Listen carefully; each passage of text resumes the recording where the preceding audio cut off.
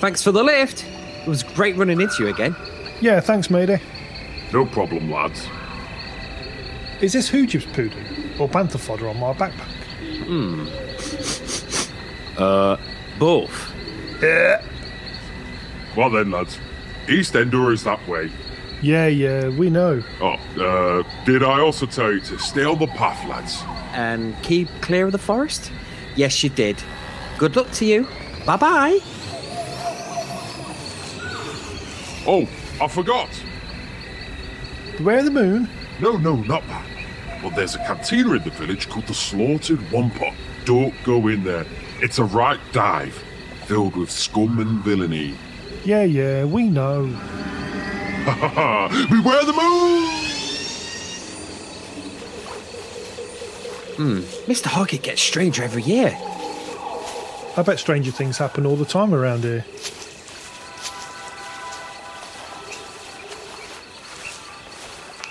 Yeah. Do you hear that? Yeah, it's your phone. Oh, yeah, it is, yeah. Radio Free Endor, Jamie speaking. Who is it? I don't know. Just some kids singing about oranges and lemons. Listen here.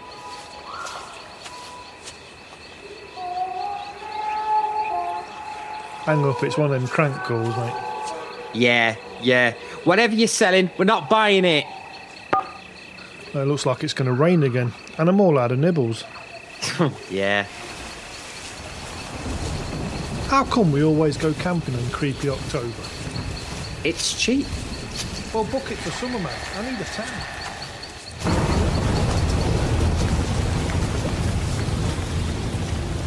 Paul? Yes. I'm cold and wet. Got any knickknacks? Nope.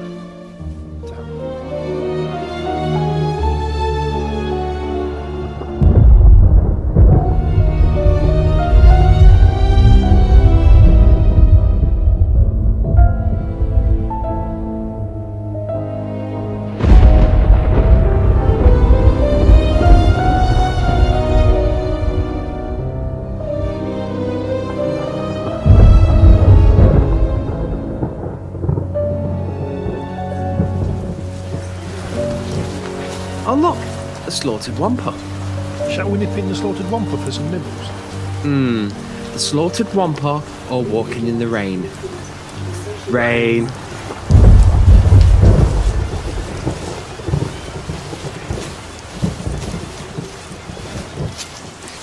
My head's getting wet. Don't worry, Paul. I can sort that out. I've seen Blade Runner. I'm into a bit of origami. Couple of folds. What are you making there? Here you go, Paul. A paper hat. Oh, cheers, dude. Ow. Or a boat. Damn paper cut. Quick, grab it, Paul. It's heading to the storm drain. It's only a piece of paper. I know, but I made it out of our tax return. Crap.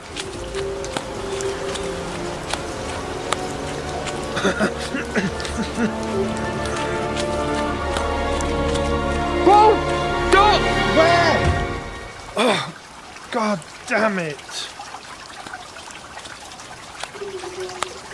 Bummer, it's gone down the drain now. Oi, fatso. What the hell? Paul, look at this. Who's this clown? I am a clown, stupid.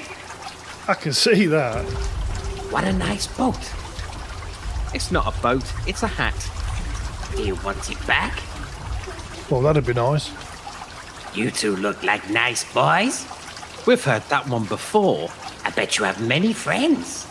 We have each other, that's the main thing. Oh, yeah. Oh, don't forget the vending droid, Paul. We can always count on him for our knickknacks. Oh, yeah. And where is he? He's at the station. Well, he'd better be at the station. But he was feeling a bit down since the washing droid went in for repairs. I bet I can cheer him up. I'll give him a balloon animal. Do you two lads want balloon animals too? Well, we're not supposed to take stuff from strangers, especially ones looking like creepy clowns in dirty sewers. Yeah, but what are you doing in the sewer anyway? Well, a storm blew me away. Blew the whole circus away. He must mean the storm, as in the Empire blowing them all away, Paul.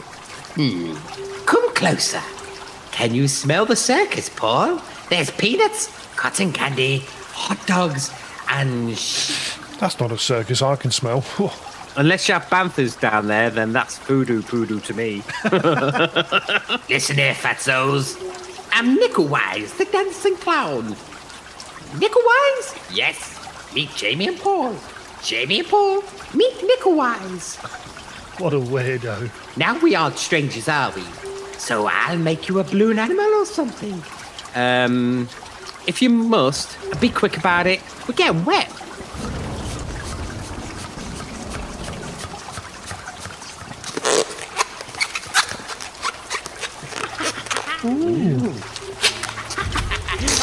Oh, hold on. I'll try it again.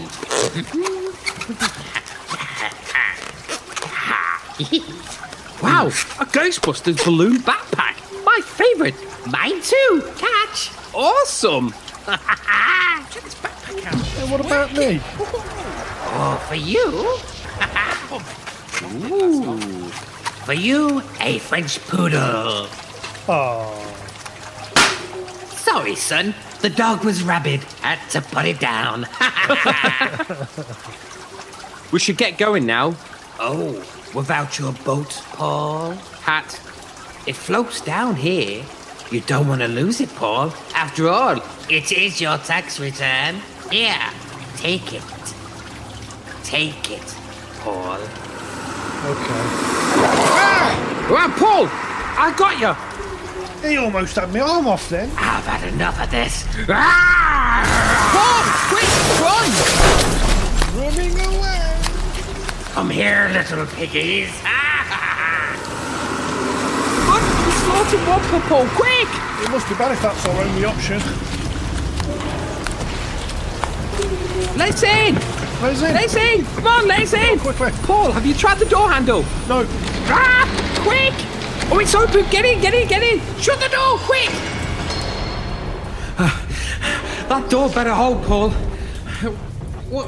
Why is it so wet? Why is it so dark? This ain't the canteen I remember it. Definitely not. I think something's playing with us. I think we've run into a sewer instead. Look, Paul, over there. Is that your boat? I think it's floating towards us. I think so. Let me grab it. Yeah, it's the same one. At least we can post our tax returns in the morning. That's it. Thanks. At least that's something. Who the hell was that? I don't know, it was too dark to see. Paul, what's that? It's coming out the dark. Is that a balloon? Paul, I don't like the sound of this. I don't like the look of this either. What? It's definitely a balloon of some kind. It's moving. Is it coming towards us? Oh my god. Paul. Paul. Paul, where are you? Paul! Still here. Paul! I just want to Spotify what this sound is. Oh, in that case then, let me quickly see if anyone's tweeted about this stuff. No, do not! Paul, come on, quick, Paul! Hashtag Paul! scary face.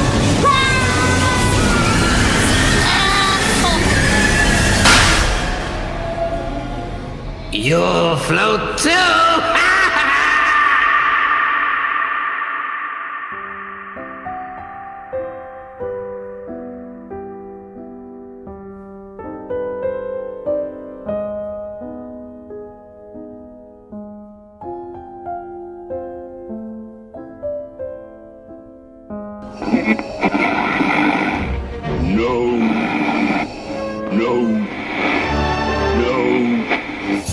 Yes, that's it.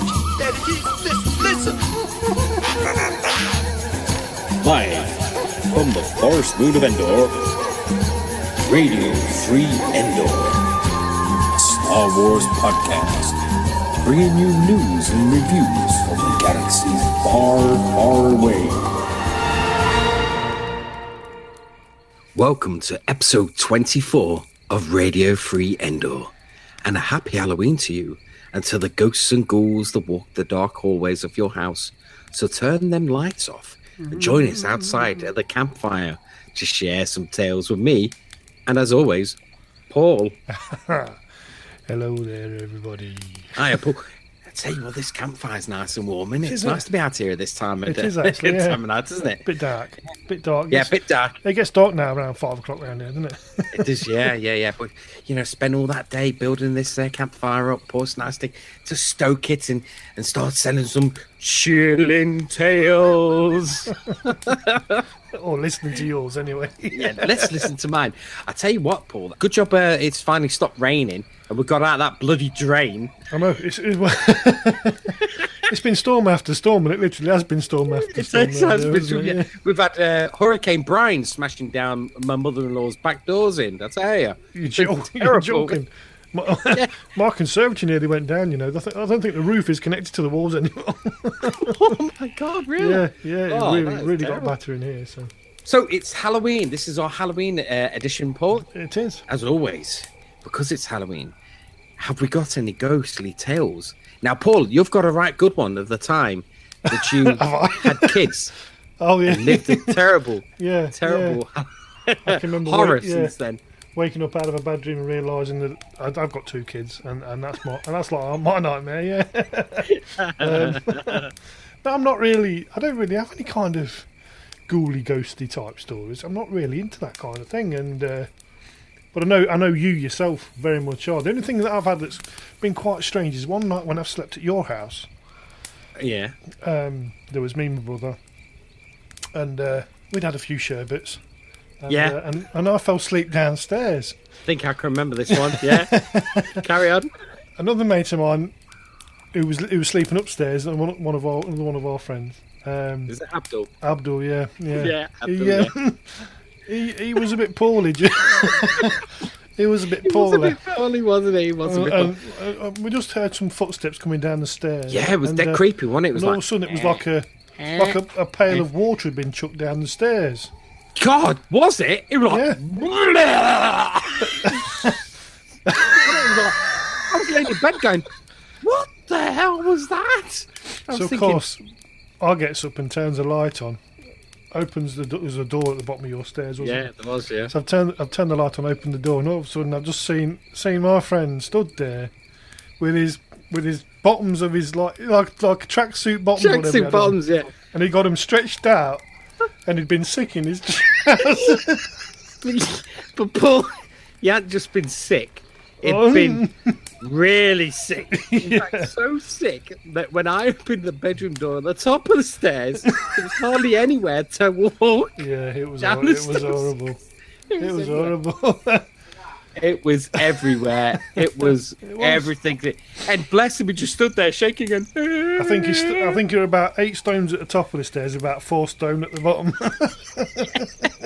It was all we could do was like, get in the shower, Abdul, mate. We'll take care of this. Yeah, I think it was for about 3 hours. We cleaned my mother's house because they were away, weren't they? Yeah, they were. Yeah. Went, oh, is everything be all right? Yeah, it's right. And my dad went, what's that smell? It smells like cider mixed with dog meat. HSL. Yeah, it's like, yeah, he's spot on with that. I didn't make that pie with dog meat. Yeah. Well, no, the main one was when your mum's house one night, and I fell asleep downstairs, and I think you went upstairs, and I can remember waking up in the living room must have been about 3 or 4 o'clock in the morning. And it was pitch black, and I had a couple of drinks again, and and I can remember just opening my eyes, and the way I was looking at like one of your chairs in your settee, and it was light enough just to see the chair. Yeah. And I'm sitting there, and I was like, there's a pair of legs sat on that chair. And I thought nothing of it, and I just thought, oh, it must be your dad's come home or something. And so I've shut my eyes again and gone to sleep again. And then I've told you in the morning about it. Yeah, you did, yeah. No one was there. And I'm telling you straight, it was a pair of legs, honestly. You can see the legs, can't you? Yeah. That's really, I'd say it's spooky as anything. Funny, most of the stuff that's happened to us actually is back in the day when we were younger. Now, one of my tales is that we used to, now don't do this at home, kids, but we dabbled in the Ouija board, Well, it was a popular Hasbro game at the time. Yeah. Right? So we dabbled in a bit in that. And we was at Brian's house, another friend of ours, Brian's. Yeah. And not Hurricane Brian.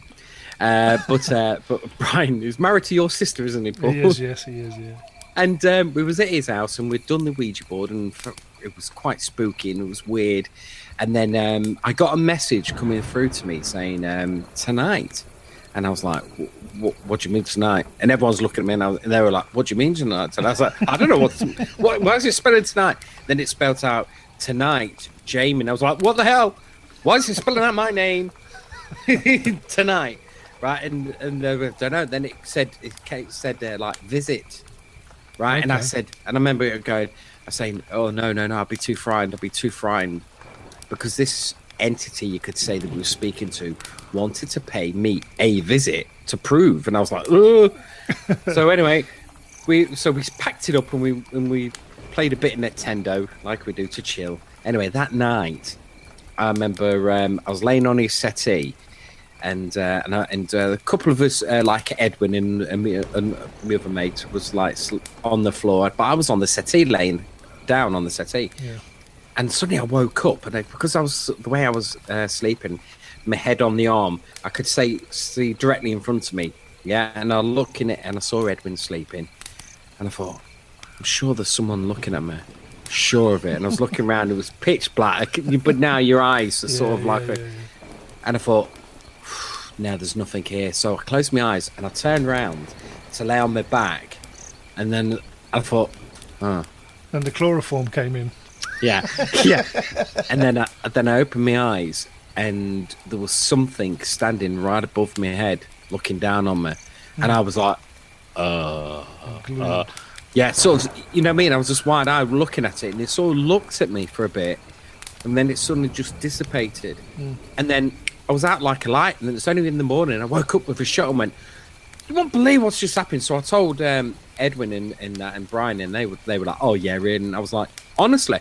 So, like what you do, went back on the Ouija board, and it said, visited you last night. Told you I wouldn't frighten you. And I was like, yeah, you're right. I was frightened when I woke up. I woke up and went to the toilet, mate. That's what happened. You made it to the toilet. But that was, we dabbled quite a bit in them days, but didn't have the internet now, in them days. No, that's right, yeah. But you probably remember my Auntie Sue. I do, yes, I do. Now, she was a medium, not a large, but a medium. And rare. Wherever she lived, there was always ghostly things happening. And there was one instance, Paul, where I had a box room in her house. Yeah. And I remember waking up one night and I could see all these lights, like fireflies, but loads of them, all blue and yellow, all massive, loads of them, absolutely, thousands of them, all swarming. And I remember feeling quite panicky, and I shouted my auntie, and they sort of dissipated as soon as I was like shouting, getting louder. And then my auntie came in, and she says, what's up? So I told her what was happening, and she turned around to me and she says, yeah, there was something going to manifest itself. It would have been once of hurt you, but it was on slowly making a form up.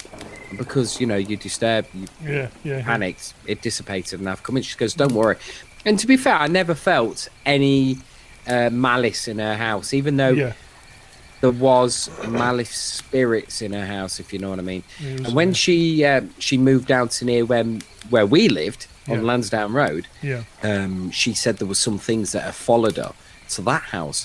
And I remember carrying her shopping in, putting it down, and in the side vision of my eyes, I saw something running down towards me, because in the terraced houses in England, literally, you can stand in the kitchen, turn around, and you can see the front door. There was a corridor with 2 rooms. Remember it, Paul? Yep. And I could see it running down towards me. And as soon as it got to me, I turned my head and it was gone. And then Susan just sort of peered around the corner and she says, don't worry, it won't hurt you. So she had seen it. So I put the shopping down. I said, Sue, is there anything else you want? She goes, no, that's fine. So then I walked out the front door, and as I walked past the window, I turned and I saw this figure of this man standing in the front room, just looking at me out the window. Wow. Fripped me, and I went back. I was like, she went, I know. She goes, he's not going to touch me. He's fine. He's just making himself known. But you know, my auntie's passed away now. Yeah. But she did say that it kept coming back and was trying to be quite nasty to her. But she beat that spirit down, you could say, Paul, by saying like, you're nothing to me, blah blah blah. And in the end, he had no power. And then he went. Spanish. He went. Yeah. So wherever my auntie was at the time was quite spooky. I think a lot of things is to do with like for example, you had a book, didn't you, at your house, which you passed on to me, and it was a book about the Enfield poltergeist. Is that where that book went? Yeah, I think I did have it. My brain about yeah, where I know that I book had went. it, but I can't remember what happened to it. I think I lent it to someone. That's a great It's a book by Guy Lyon Playfair, I believe his name is. Yes, yeah. And I always find after reading that book, of course, your senses go proper on edge. Yes. So anything that you hear, you kind of interpret it as, you know, as it being either supernatural or just unexplained.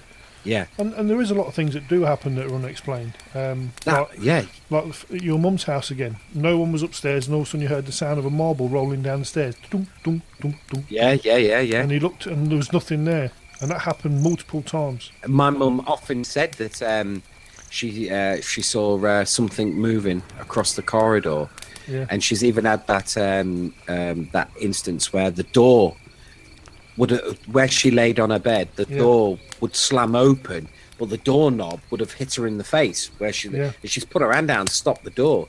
But funny enough, Paul, it all happened during a time where we found a proper old vintage Ouija board in the house where my mum had accidentally. Yeah, it was in the house, and then we took it and we put it in the bingo hall that my mum worked at. Do you remember that one? Oh yeah. And spooky things started happening there. The cleaners would see the ashtrays flying off the tables. Was this around the same time that your dad used to start getting cramp? Yeah. Yeah. So that's what's in this house. It's happening to me. But another friend of mine, Darren, his name is. He lived in a house with his other half, I think for about 2 years, and he said it was one of the worst places he's ever stayed. It was like he used to wake up in bed and he was like absolutely pushed into the mattress, couldn't move. It felt like he had the weight of three men on him, and he just could not move. Oh, you hear about that, don't you? So and multiple things that happened in the house apparently. So yeah, and even your brother with his son.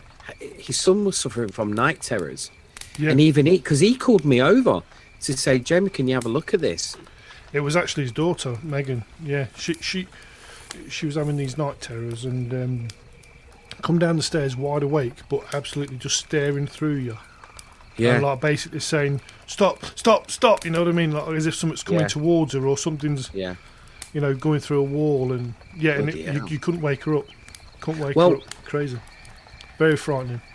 Phil asked me round, and so I was chatting with him for ages, and the time we're getting on, and all of a sudden you had this boom, boom, boom, and he gets it now.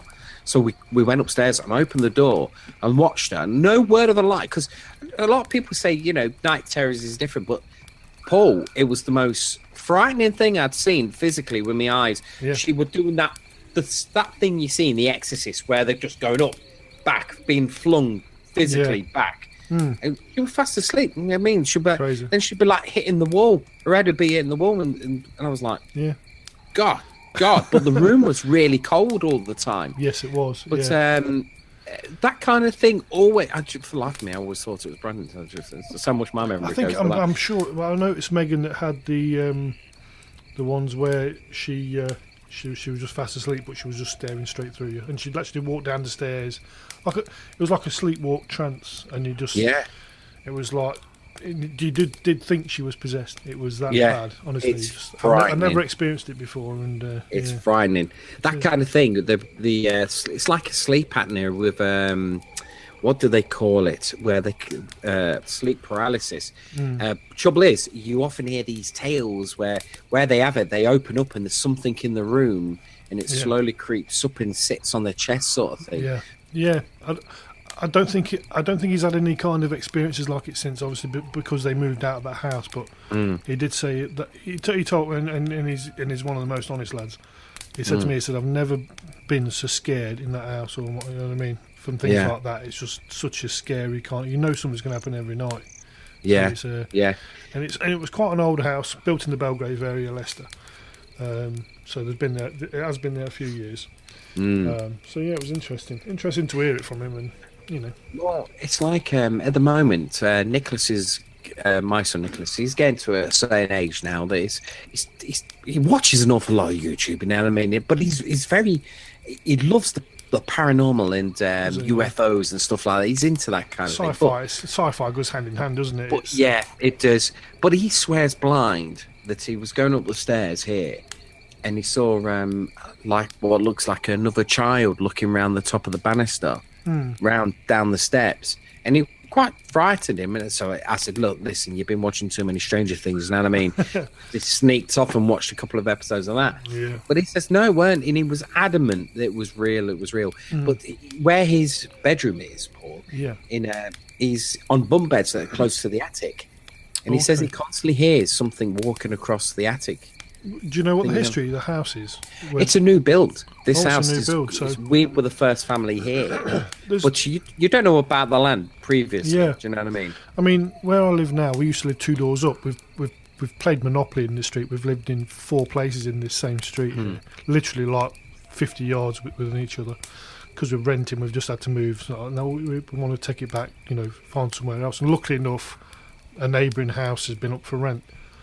And the house which is 2 doors up from us here, that this area used to be a farm, and apparently the house that we lived in before was the actual site of a barn, and apparently something bad had happened inside one of the barns. Either someone had died, I think through machinery death or something stupid like that.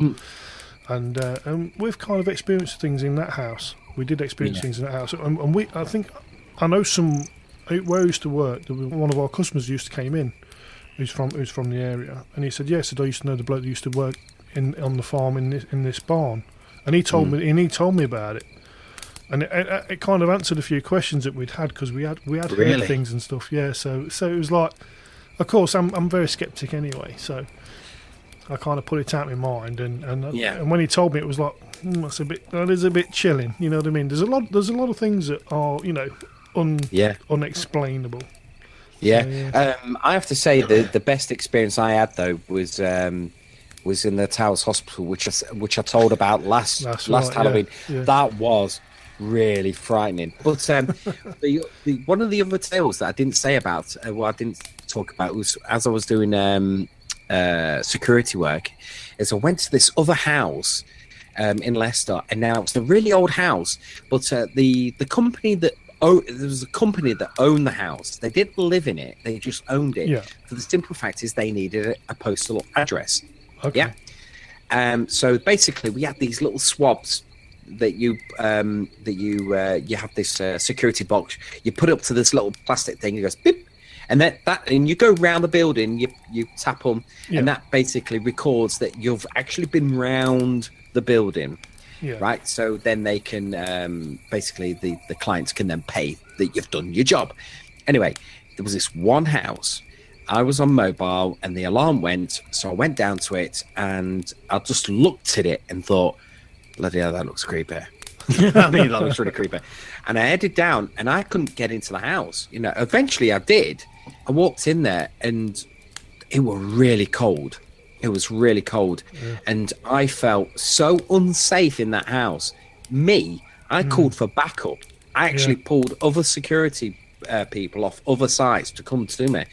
They came to me, and they all stood around, and even they started feeling a bit anxious. Yeah. So we had a good look round inside the house, and we were talking, and we couldn't see nothing. And I tell you how old this place was, Paul. Yeah. It was a snooker table upstairs, and it was all done, ready to start playing. Yeah, but I picked up one of the red balls on the table and I turned it, and it was one side was totally bleached, compared to the other. Yeah. So that tells you how long they've just sat there, and it had some water damage. So they had some heaters trying to, thaw it out. But it was so cold still. The lad, we were talking and we heard some banging upstairs, so we went and investigated, couldn't find it. And in the end, the other lads went, we've got to go back to ours. So I says, go on, go, I'll be fine. So they went, and I spent another half an hour in there, and the whole time I sat there with my flask, I could hear something moving around upstairs, slowly opening the doors. So in the end, I went outside. I hate to say this, it's a couple of years ago now. I took the swipes off each of the frigging corners of that building. I put them near the gate, right? So I knew the next time I turned up, I hate to say it, but the next time I turned up, I didn't have to go down to the house. I just swiped each swipe literally 5 minutes after each other. But the guy who does the alarms came down. Yeah. And he said, "Oh, not this one again. It's always going off." We've started to ignore it because there's nothing wrong with the system. It just taps, and basically it's going off when it detects movement inside the house, but there's nothing inside the house to move in. Wow. I was like, and, all the windows, everything was secure. It was airtight. So they all went, did the alarm, went, and then I had my camera with me. So I took 2 photos of the front of the house and went. Yeah. And that night, when I got home, I looked at the photos, and in every single window, you could see someone looking out at me. Wow. Every single window, there was like 3 or 4 people standing at each window looking out, and I was like, whoa. God damn! And I showed them to my brother, John, and he went, where's that? And that's how I told him, and he went, I ain't never going around that street. No way. That is too freaky. Another freaky building. I used to work at a place in Leicester called Hex Holdings. Now, the place that it was situated in was an old theatre called the Gaiety Theatre in Leicester. And it's a place where John Merrick, the Elephant Man, he used to perform in there. And even outside the building, it got like the John Merrick plaque on the building, etc. Yeah. And it used to be 3 stories high, and it got reduced down to 2 stories, I believe. But when you go upstairs, you can still see all the old seating for the old theatre. And it's kind of it's dead strange. All the old stuff is still there. The back alleys, the stage entrance. There's like there was a cellar down there. We used to keep all exhaust and stuff down there, and it was one of the most scariest places, just going down there and just it was dead, one way in, one way out, basically, to get downstairs. And it was just dead eerie. And we used to have one of the reps used to work there. Her office was down there. She loved it, but like I went down there and just felt so not claustrophobic, but just eerie. Dark, kind of that. It's like an encompassing darkness that kind of circles around you. Yeah, and strange, isn't it? It is a very strange feeling. But yeah, it was like I say, it was just dead weird to see all the old seating that was still up there. And I actually went to the library and found some old photos. That's the original building that were took in the very early photos. And it's seeing it from what it was to what it was when we were there. It was it was quite amazing. I mean, the building's been knocked down now because it was going to be earmarked for a tower block of some kind. Yeah. There, so, but I don't think anything's been done with the site yet. I think the site is still open. It's just been knocked down. So, but I had like an old curiosity shop next door to it. Yeah. And that was a very weird place as well. Yeah, I mean that was never open. It was never open since when I worked there. But I think it had just been left to rack and ruin. But yeah, it's weird shops, them little curio shops. It's always interesting. Yeah. It's like, do you know, like I was saying to you the other day, when I looked at Google Earth on the Towers Hospital now, we're near you, they've knocked down all that part that I walked around and built houses. And I'm thinking, that'd be interesting to think, because I did hear some stories that when they were doing something with it, that some of the builders' tools were flying around and being moved and stuff like that. So that'd be really interesting to see if anything happens. But saying that, we did that for free. We visited all these places for free. Yeah. Yet now, Paul, they're charging 80, 90 quid now for a 4-hour walk around at night. Wow. But there's nothing really. There's nothing that you wouldn't see that I've seen. Now, because when I saw it, it was all intact. They've kept the fascia of one side of that building, haven't they? On the Northfields, what we call the Northfields estate, that side of the building is the same. That's still got all the old era. It's a bit like Faulty Towers on acid, isn't it? But it's a dark building though, and it is quite it's strange to look at, shall we say? It's yeah, it is. Not strange.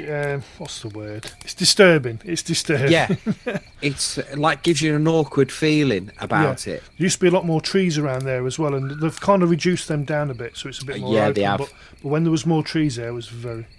There is some vintage photos you can see of it, and it proper looks like like the house from the old 1965 film, The Haunting. We'll probably add some of the links to the show notes or something to see if just see if people can see it. Yeah, if we find anything. Yeah, but it was well spoken at, and the history of that place is unbelievable. Yeah. Unbelievable. Happy, happy Halloween, Halloween, Halloween. Happy, happy Halloween, Silver Shamrock.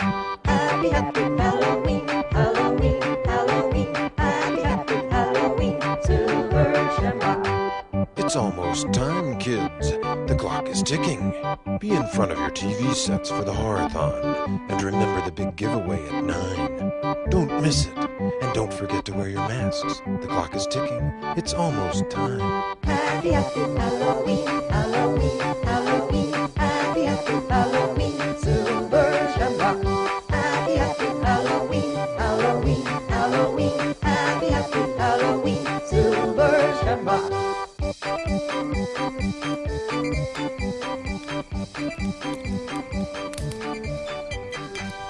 The best thing about Halloween is the films. There's always on some scary Films, series, etc., etc. Yeah.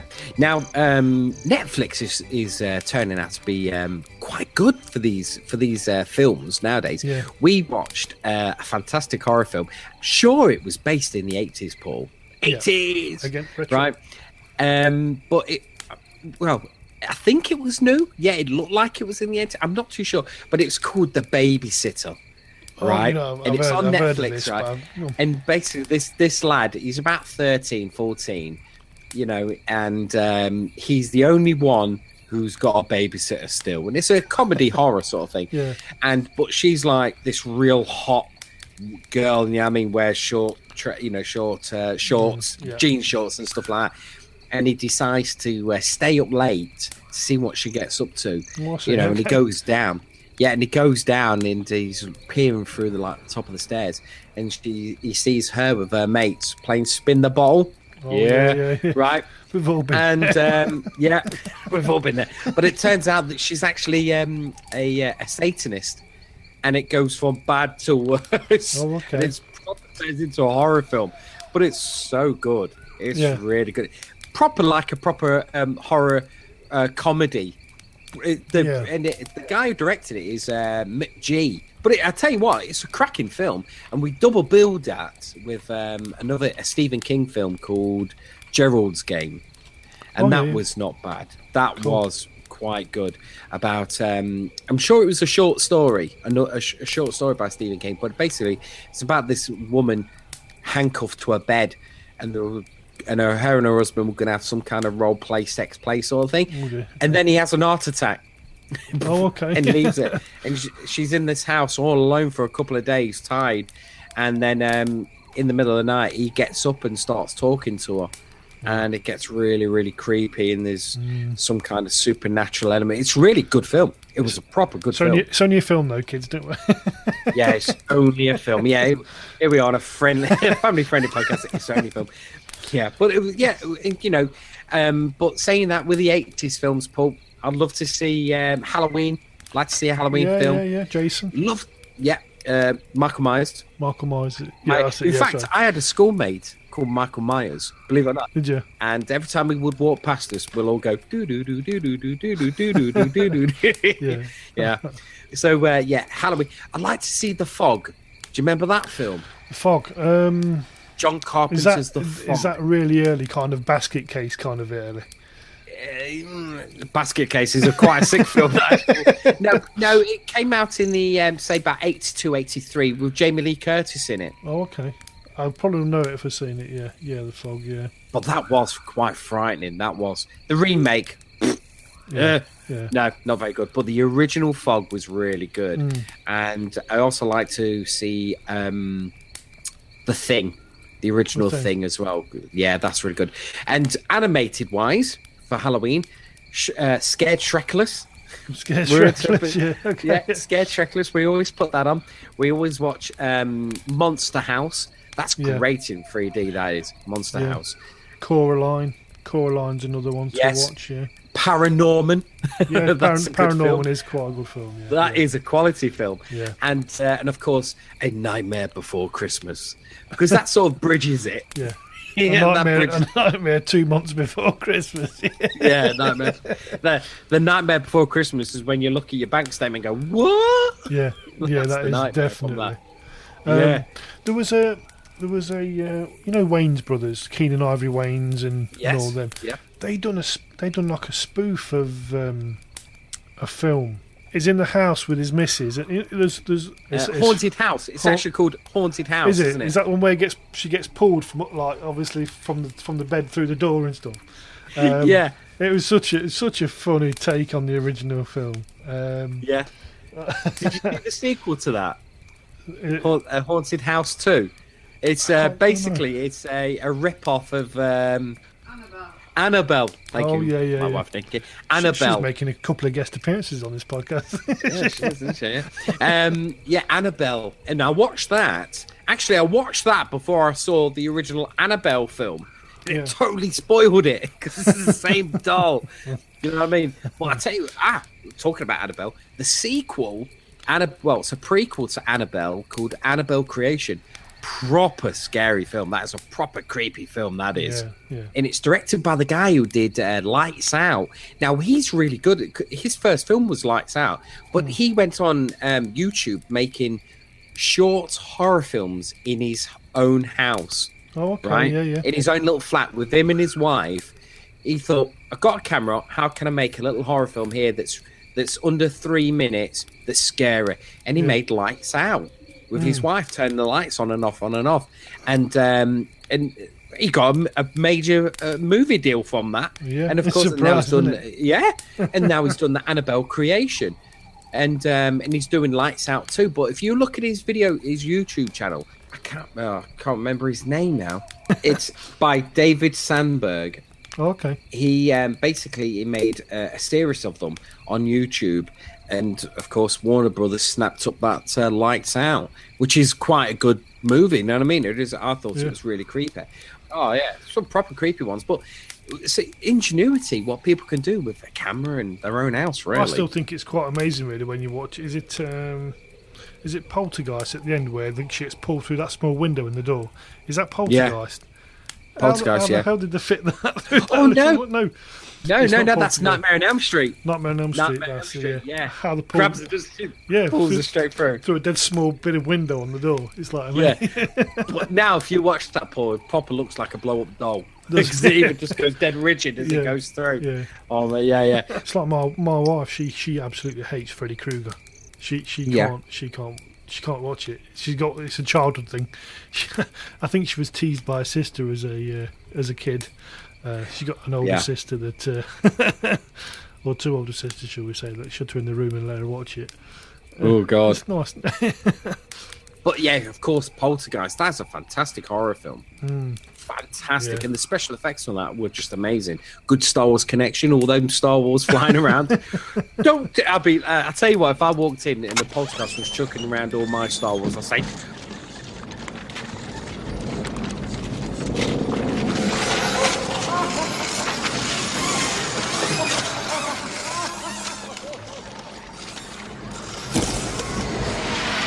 Put that stuff down, that's vintage! It's not a toy. It's not a toy, it's collector's item! Put it down!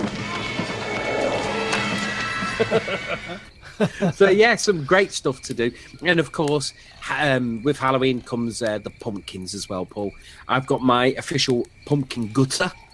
It's a great bit of kit. Got it from America. Put it through a drill. I'm going to say, you put it through a drill in, it's like, just spits everything out. There's a good video out on YouTube. Gutter. I'm going to gut my pumpkins. And it just makes, I tell you what, short work of it. It's like, done, Next one, done. And me and Nicky, we really do go to town with pumpkin carving. We love pumpkin carving. Yeah. We absolutely don't know end of them. We do have a couple of people around here. Obviously, our kids go out and do a bit of trick or treating and stuff like that. Mm-hmm. And there's one bloke who lives, I think it's just around the corner actually. The entrance to his house is down the side, so and he has like an archway on the way in. Yeah. With all scary stuff on there, and he waits down the bottom of the driveway. You can't see him when they're walking in, and he scares them off. It's brilliant. Oh man! You've never seen kids come out. I must admit, my kids came back petrified. So, yeah. That's what you Some get for people do go to town though, don't they? They do. You found something on the net, didn't you? About what somebody built for Halloween. Oh yeah. There's a man in Ohio called Nick Mayer. He's in Palmer, Ohio. Yeah. And he's actually made a 2-story AT-AT at the front of his house for Halloween. So apparently it took him 6 months to complete the project. So so it started at March time, I guess. And it's 19 foot tall. It's made from plywood, foam, and plastic barrels. So it's a bit of a DIY cheapo type thing to be done. But it's modelled off of a toy you purchased as a kid. So that's amazing. We'll have to get that link and we'll post it on the Facebook page, Paul. Shall do. That's amazing. There is a video of it out there, and it's kind of just like put a little kind of fence around the front garden just so people can't hurt themselves. But you can't look out the front windows of the house at the top. It's it's cool. It's a novel thing. It is. I'm just looking at the zombie pumpkins, and they change it every year, but it's now Fear of the Zombie Pumpkins. Yeah. And their latest ones have got Krampus. That's their latest one. Okay. Yeah. They've also got Jon Snow, the Penguin from the Batman film. If you like your pumpkin carvings, definitely go to Zombie Pumpkins. They're fantastic. You know what I mean? And I love taking my time out on them. That's for sure. Hi, this is David Naughton from the American Werewolf in London, and you're listening to Radio Free Endor. Now, Paul. Yes. Now we're still out here at this campfire. Just put a couple of more logs on that fire. That's great. Now, let's get on to some news that we've found out about Star Wars and stuff like that. Shall we? What do you got? Well, I want to go into Battlefront, but not yet. Okay. Because there's a lot going on about Battlefront. Yeah. Now, it come up that The Last Jedi is heading for a £250 million opening.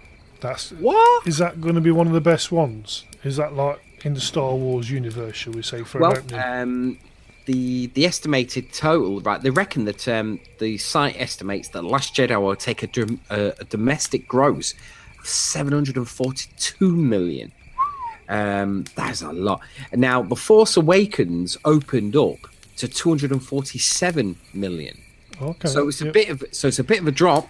You know what I mean? I don't think anyone at Disney are going to go, oh, we're losing money here. You know what I mean? No. We're losing, you know what I mean? Just not made enough here. You know what I mean? But it's amazing. They must be doing it from, pre-order tickets to see. Because I bought my ticket. Well, I bought our tickets. Yeah, that's right. So it's like, but that's a lot. Wow. Yeah, and George Lucas just sold it for $4 million. And he got ripped off. But do you think George would have put as much work in as what Disney have? Because going by how much work's been done after the last trilogy, there wasn't a lot happening, was there? And all of a sudden there wasn't. But saying that though, Paul, he was involved. Well, he did. Yeah. When he sold Star Wars, he actually had a story for episode 7, 8, 9. He actually had stories for them, and he gave them to Disney, but Disney didn't want to use them, and that's when he went, "Nah, I'm out of there." That's what he said. He goes, they didn't want him, so I just walked away. So, but has he got? Do you reckon he's got shares in the Disney franchise of it? That'd be interesting to know, because he would have made a lot of money off the franchise if he's got shares in it still. Possibly, but he's still involved as a consultant. I think a creative consultant, and his name still comes up, based on the characters created by George Lucas. So he should get some kind of money from it. Man, 4 million. That's unbelievable. No, he didn't. Didn't he sell it for 4 billion? I'm going to fact find while you crack on. Because according to this, The Force Awakens, which opened to 247 million, ahead of a worldwide gross of 2 billion. That is amazing just for one film. So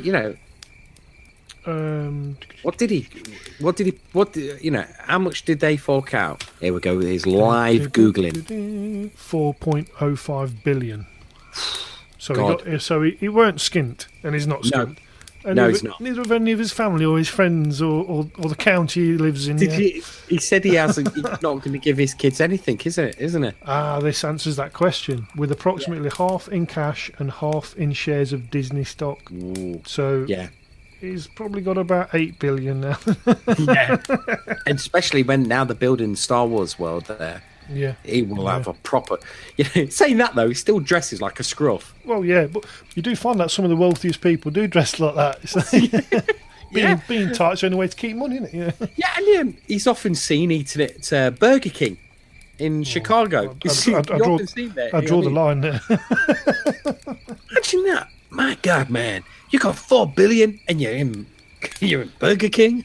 Just these fries, man. Right, but did you hear him? Some people came up for his autograph, and he was like, "Get a job, get a job." He was saying that because he wouldn't sign them because he says, "I sign that." He goes, "I sign that." Then you can sell it for a couple of £100. So I'm creating your job. Well, that's not going to happen. Get a job yourself, like I did. Wow. I mean, he has got a point. He has got a point. But if their workers already there, then he can't really say that. Yeah, it's true. But he did say he really, been in the game for so long, he can tell the difference between a true fan and one that's just an opportunist. Yeah. So I just hope when I finally meet him, he recognises me. It's just been a van. I couldn't afford it, mate. You're off that podcast with 10 listeners. Yeah, my God. Oh, here you go. You deserve it. Sell it straight away. Get some money behind you. Cheers, George. Yeah. So it's Last Jedi, 2.15 million. That's amazing. I'd like to see what it does actually take after it's done its run. But it's done its run after DVD sales, or it's at the end. Yeah, I guess so. I mean, is there any characters in this new film that aren't going to be switching sides? Yeah, that trailer. Yeah, of course we had the trailer. Yes, we did. And I must admit, I was like, wow, it is a very good trailer. Yeah, it is. Yeah. It is a very good trailer, but there's so much. I would like to say, quick editing to give you like a proper red herring on it. It must be, because there's that part in the trailer, Paul, where you see Kylo Ren sort of like hovering over the fire button to shoot the car. Well, in my eyes, knowing now that Carrie Fisher is dead, you know what I mean? Wouldn't that be a perfectly opportunity just to end her character right there? You know what I mean? I guess it would have been, yeah. Right, I'd be surprised if I'm watching that and he goes, bugger it. Boom. And now we go, they actually did it? Yeah. They actually went down that road? My God, it'd be, if they actually just did it, that would be a total shocker. It would be a total shocker. It would really change a bit of the course, wouldn't it? Yeah. But, is Kylo Ren redeemable? Is he? I don't know. He killed Han Solo. He killed Han Solo. I think, no, that guy's got to die. That kid's got to die. You know what I mean?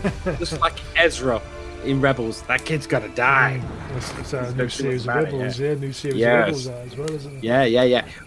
Yeah. 2 episodes of Rebels has just come out, and it's we have to wait for 2 weeks before they get shown here. Beyond the UK, USA, aren't you? So I've managed to get them down from other means, and I've watched them, and there's some pretty good bits in it. I've got to do a record session actually with Christopher, hopefully in the next couple of days. Yeah, and we're going to be talking about it. Now, there's the thing with Rebels is there's no end of references to other films, especially other Spielberg films, and in this one, proper nods to Indiana Jones and The Rocketeer. Now, the guy who directed that, Joe Johnston, he's the guy who came up with Boba Fett. He's the guy who designed the character. So there's a good nod there. And I've always said I wanted Joe Johnston to do a Star Wars film.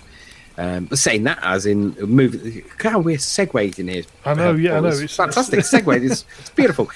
Into, they gave that job to Ron Howard, who has announced that he's finished filming the untitled Han Solo film. Now, Paul, what possibly could they call the untitled Han Solo film? Is he on his own in this?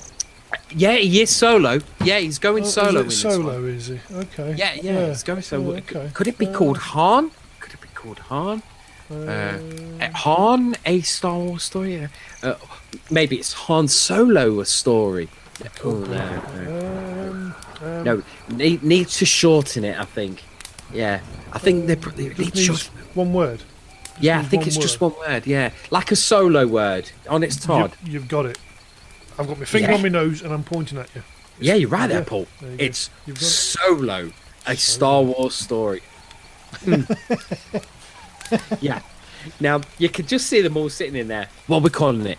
Solo. What? We're not calling it Han Solo? No, Solo. Okay, let's break for dinner.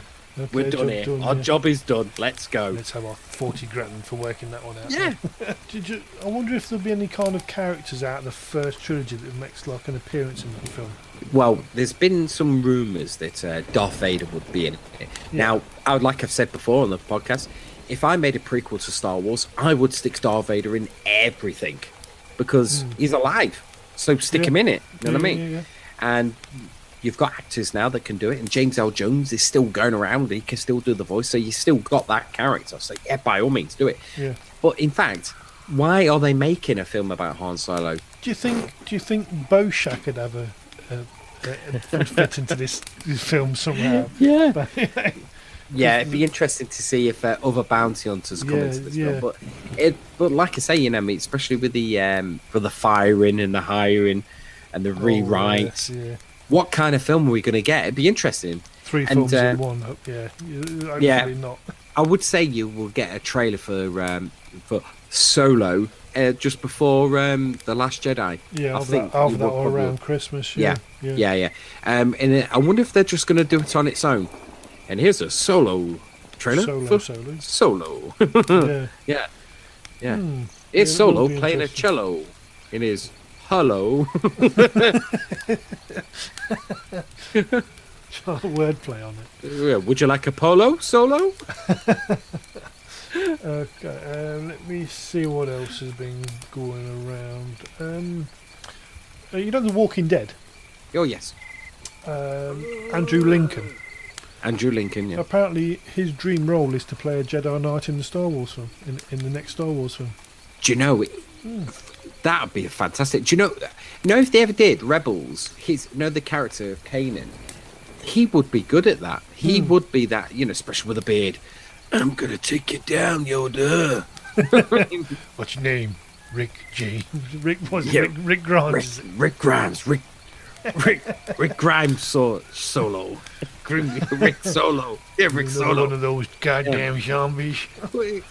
I'll tell you what, though, he could play a really good Jedi.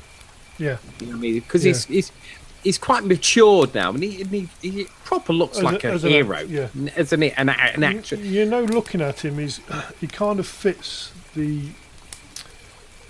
starts going towards like the Uncharted kind of character, like Nathan Drake. He would be great at Nathan Drake. Yeah, he would be great. Yeah. But with the Nathan Drake film, they're going down with Tom Holland, so they're going to start off the Nathan Drake films as do you remember in the Uncharted film, the Uncharted games, Paulie? There is a certain section where he's a kid, isn't he? Yeah. He's playing as a kid. Yeah, they're going to get Tom Holland, who's in the latest Spider-Man film, to play Nathan Drake. And then each film will have him growing up and being Nathan Drake as in the Uncharted, which sounds like a great premise. You've got the same actor slowly maturing to become great Nathan Drake. But like all kid actors, he's fantastic at that age. What's he going to look like when he's slightly a bit older? He could be right goofy looking, you know what I mean? And then it'd be like, Recast. Could do, couldn't they? Let's get rid of it. Let's recast. So so that was there's news coming out, but now there's one news, Paul. Now we'll get to it. Is Battlefront 2. Now I played the beta, and I think you probably dabbled in it a little bit. Did I play it? Yes, I did. Very shortly though. It was. I think I caught it on the last day of the beta. So I only played it for a very short time. Now it's a stunning game to look at and play, as of course as it should be. But there was this thing about loot crates, and I remember me saying to people, "These loot crates are doing me head in. I don't know if I own it or not." And then it's asking me if I want to pay. In the final version, it's going to ask me to pay. Now, Paul, what's happened with this loot crate thing? Because it's all over the internet now. And it's not just from Battlefront. It's spawning into other games like Shadows of War. Mainly everything that EA's doing, they're trying to... it looks like they're trying to incorporate this into every one of their games. They've even cancelled the studio that was making the other Star Wars game. God, Visceral Games. Yeah, they've canned the game, saying that the game was too linear. So what's that mean then, Paul? That means to me that you play it, you pay it, you play it, you finish it. It's an A to B game. It's there's no opportunity for them to nickel and dime you. Get more money out of you in terms of loot boxes and crates. This game had they said it was going to be just like Uncharted 4 in Star Wars universe. And who was the designer that came over from the designer, what's her name, is it Amy Hennig? That's it, Amy Hennig. Hennig. She left Naughty Dog to join Visceral. I think it was Visceral to do this game. If you search on YouTube, you can actually see a video that was created, I think, back in 2015. Yeah. And it basically showcased, it was when basically EA got the rights to Star Wars, and they showcased and they were pushing her one. They're saying, look what we're going to, and they even showed you that a little bit of concept. And everyone got really excited because of when they shut down that other Star Wars game that was going to be a linear game, which was Star Wars 1313. So everyone was like, oh, at least she's on board. We're going to get a bang on Star Wars game. I think it was going to be based on the Frostbite engine as well. So the Frostbite engine is obviously reasonably quite good.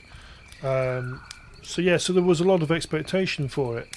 And all of a sudden, EA have come out and they've said, "Oh, it's the style of game. It's not our kind of thing." Blah blah blah. So they've actually cut out. No, they've just killed it dead in the water. And they've shut the studio down as well. They're gonna send. Well, they're gonna hopefully try to find the workers there, other jobs across the EA spectrum of other things that they're doing.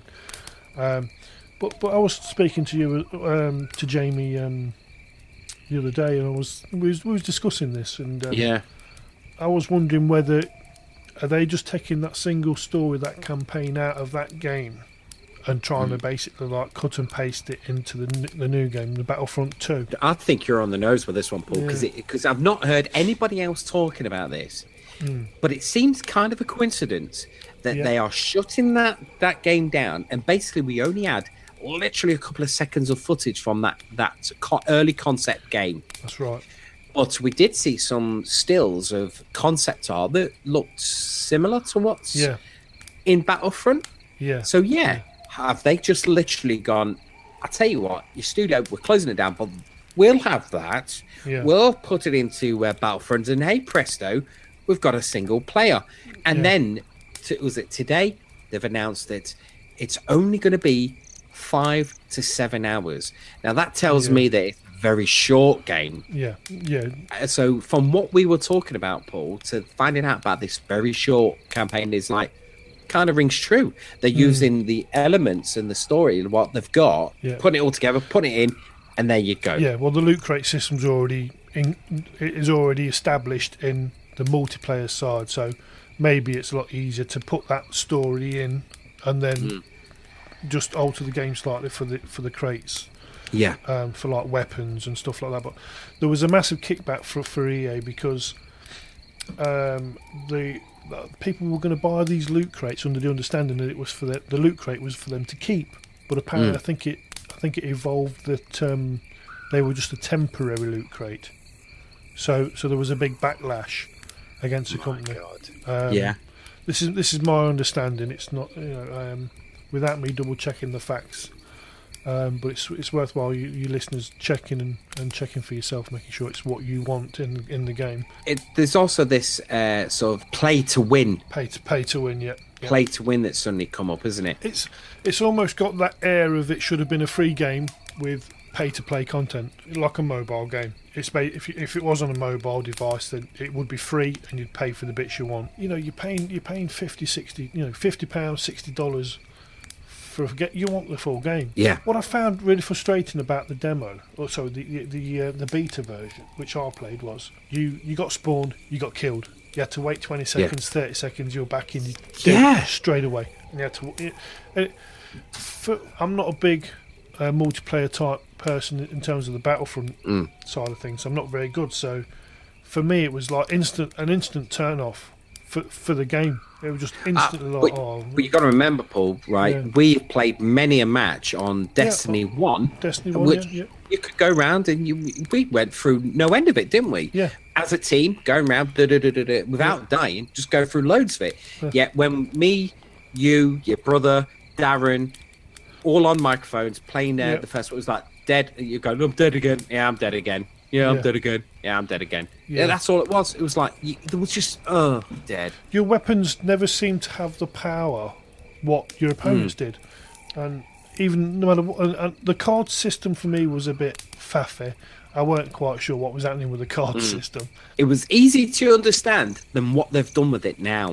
But the way they organised it was that because these people who get these loot crates can get better weapons, it will take them to kill you 2 shots to you to kill them with 6 shots. You know what I mean? And they were just literally...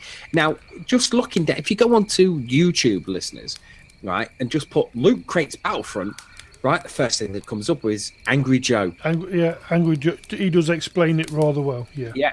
He's just put WTF at Loot Crates in Battlefront. Then you've got another one saying Francis hates loot boxes in Battlefront. That's spooky, ruined.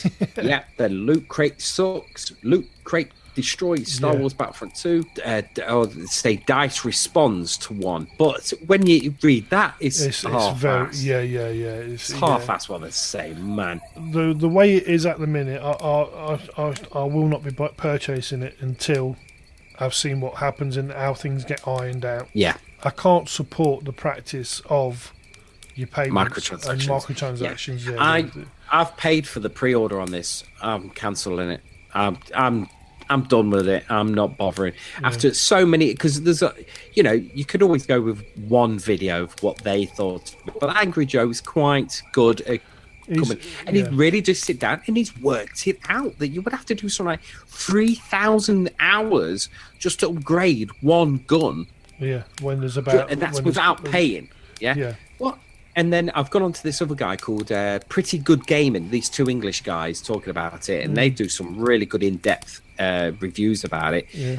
And, man, you can't. So I ain't gonna be, because I really did want to play for the story, the single play story, but I can't be arsed with it now. Yeah, I mean, if you support it, where does it stop? Yeah, it's never gonna change, is it? You really have to hold them to account with what you think's best for the franchise that you like, and if it means, even if you end up buying it second hand, so they're not actually getting the money from you, and it's somebody else. Right. Then that's entirely up to you. But I can't wait a year, and it'll be on PlayStation Network for free. Right? It will. It won't. And at the end of the day, you are dead right. These and Angry Joe says that. I'm sure Angry Joe said it. He said, at the end of the day, these kind of games where you pay to play, right? So you play to pay. Pay to play. It is a free game. On mobile devices and other things, it's a free game, and because they generate the money through, and then you're sort of like, right. But when you are paying £80 for a deluxe edition because you get a couple of characters, then you still got to upgrade them characters. Yeah, no way am I paying it. So what a bummer. Yeah, it's a big down. It is a big downer. And then of course when they've cancelled Visceral, it was like, what? Now I mean, come on, you're telling me Disney are all okay with this? You know what I mean? Yeah. There's a Oh, massive... don't worry, mate. It's Star Wars fans. Star Wars Battlefront. Yeah, Star Wars. Make them pay. And that's what they must do in their boardroom. Make them pay. It's Star Wars. Make them pay. You know what I mean? What? Yeah, I could really express some serious swearing for that. It's just EA. Unfortunately, they're going down in my estimation quite quickly. God, yeah. To me, they're just a sports company. It's sports. It's Now, there's a Star Wars convention that's happening in December called For the Love of Sci-Fi. Now, it's quite a new convention, but I think it's their third one, and they've got some major stars turning up. They've got David Hasselhoff, David Prowse, William Shatner. And William Shatner doesn't do that many things now, so that's a big draw. They've also got Billy D. Williams, got him going. Yeah. Major stars. I mean, I could just imagine how much the people have put that is quite reasonably priced tickets, running up. But as somebody who puts on these kind of these kind of events, how much are they paying each of these people? They advertise, Paul, that this will be David Prowse's final sign-in session because he's getting on and he is ill health. I've got a couple of pieces signed by him, and I got them for quite reasonably priced, 15 quid each one. 15 quid. How cheap is that? But then I thought, I bet you at this last one, his price is going to go up to say about 30, 40 quid. Then all of a sudden, he's cancelled it. He's pulled out and he's saying, due to ill health, by advice from his doctors, he can no longer do it. Everyone's gone, oh my God, that's it. Yeah. And then 2 days later, boom, on Facebook comes up, see Dave Prowse. Dave Prowse Empire Day. Basically, it's a day dedicated to David Prowse. And it's sponsored, and it's being put together by Showmasters. Now, Showmasters, they're like EA, money, right? They're the people. When I go to the Star Wars conventions, they always say it's not the people who put the price up; it's Showmasters.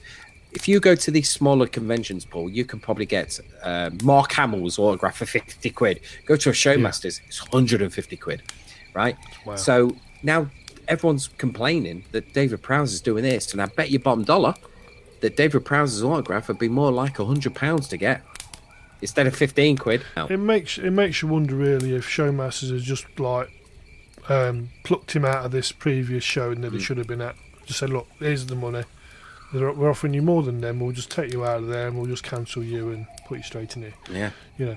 Unless he has management for himself that actually controls that. I don't know. It's a case of you're going to earn this much money, you're going to earn that much money. Which one do you want? Yeah. And well, it's not nice for the fans though that were planning on going to this previous one. That is the truth of it. At some point, I'd like to reach out to Dave Prowse, see if I can get him on the show. Yeah, it would be great. Yeah.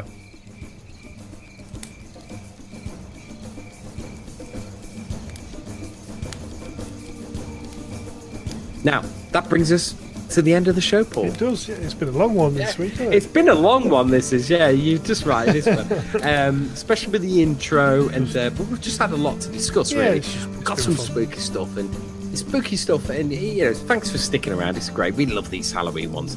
And it's great just to talk about general anything, really. There is a lot of Star Wars related stuff. It's great to go off on one and just chat, which we like doing, don't we, Paul? Absolutely. Now, remember, you can get your fantastic Radio Free Endor t-shirt from TeePublic. You can also send us a 5-star review on iTunes, because it is still the best place to download us. And like I say, leave us a 5-star review. It'd be great if we got a 5-star review. Just one would be nice. Now, you can also reach out to us on social media, Instagram and Twitter, and of course Facebook. We're mostly on Twitter and Facebook. I like to keep getting them in on them. And of course, we're at Radio Free Endor. You can find me at Jamie_R_Burns. And you can find Paul at Cut and Run 22. That's CUTNRUN 22 on Twitter. It's all together, isn't it? It's all one word. And our email is radiofreeendor@gmail.com. And we are part of the Southgate Media Group Network. We which have some fantastic podcasts. So get out there and start listening to some great podcasts, especially with stuff all coming up. And hopefully, I'll also have the Star Wars Rebels cast in, and me and Paul might do a special one-off for Stranger Things. We might stick on the network because we're both fans of Stranger Things. We just can't wait for Stranger Things to start. So let's get back to the 80s. Let's go. So it's good night for me. Thank you for sticking around on this All Hallows Eve. Yes. And being with us. It's been great to have a right. Hopefully you've been entertained. Yes, I know I have, Paul. Yeah, it's been good. So thanks again. Have a great Halloween. And get all those treats, and remember to go out trick-or-treating, and remember to check those apples for drugs or razor blades. That's what we have to do here in England. But have a great Halloween and get them scary films on. I just thought of another great scary animated film, Garfield Halloween Special. Okay, cool. It came out in the 80s. I've still got it. Absolutely brilliant Garfield film. But anything you want to say, Paul? No, just thanks for listening, and if you got this far, then congratulations, you win the Star Prize. Right, right, happy Halloween, and we'll see you soon. Bye-bye. Bye-bye.